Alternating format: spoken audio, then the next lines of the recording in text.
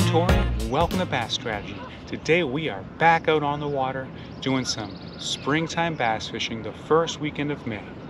So today I brought with me the slug-go, creature bait, and a swim jig. So let's see what we can do. Let's go fishing.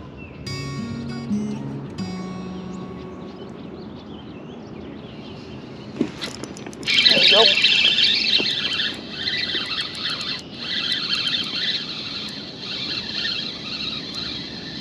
Pickerel. Pickerel.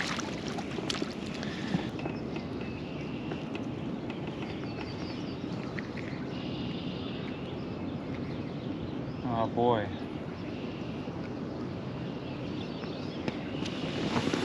Pickerel with parasites. All kinds of parasites inside its mouth. That's too bad.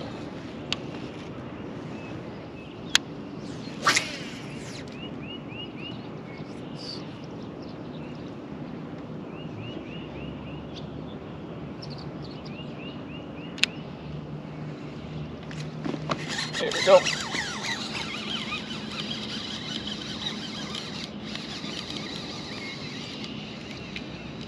Pickerel? Pickerel.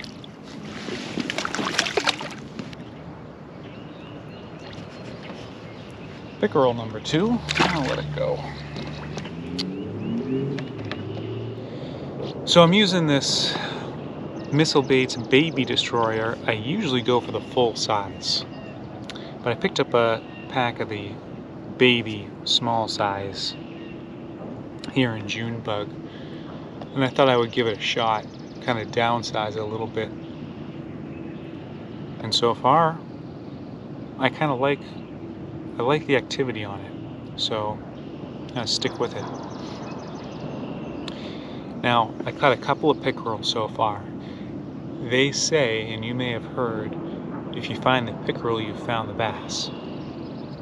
I'm actually not a huge believer in that. Not that it's not true, but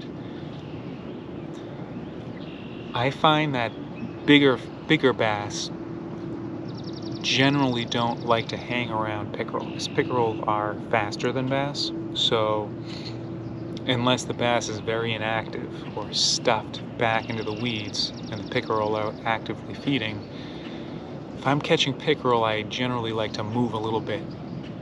Now what it does tell me is I found forage, I found the bait that the bass are going to be eating, so I can replicate that spot somewhere else on the pond until I find the bass, a school of bass rather than a school of pickerel. So caught a couple of pickerel not too far from here, but I moved around the corner and I'm going to see if I can find the bass in here. I'll change this one out. I think this one's a little bit beat up.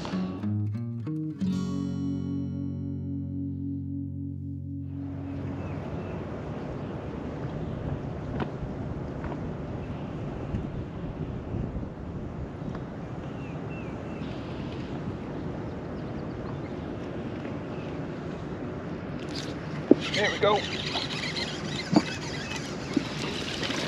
And that's a bass.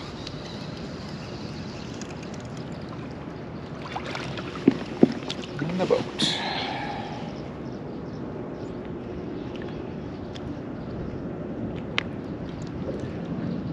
Little bass, finally. Got it on this creature. I actually upsized from earlier this morning. This is a Strike King Smokin' Rooster. It's discontinued, but they're big profile, a big long curly tail and a couple of rage kicker claws up front. A similar one to it now is the Strike King Space Monkey, I think it's called, but I wanted to give this a try. I wanted to upsize to see if that will get it to commit. It's been pretty slow with it actually up until that one fish. So here's a first. There is an abandoned kayak just floating in the lake right now. It's kind of half filled with water, and it's just drifting along. An abandoned kayak. I'm not really too sure what to do. It did. We just got a whole bunch of rain a few days ago, so the water level is really high, higher than it was. So I'm guessing they had it just too close to the shore and it was picked up and it's drifting away. I think the owner of the kayak is much more likely to get their kayak back if I leave it than if I take it and bring it somewhere else.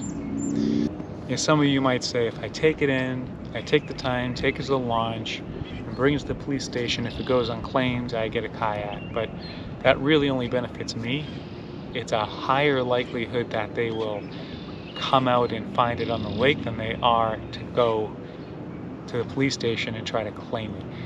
I don't even think the person will go to the police. They might not even think to go to the police station to see if it was brought to a lost and found. Who brings a kayak to the police station for a lost and found?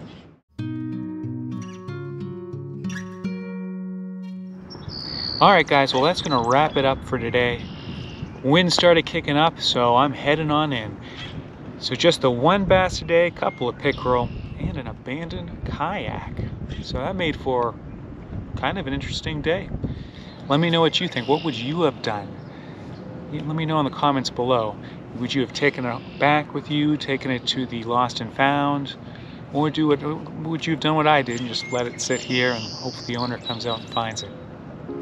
Folks, if you like this video, give me that like and consider subscribing to the channel. Thanks for watching. I'll see you next time.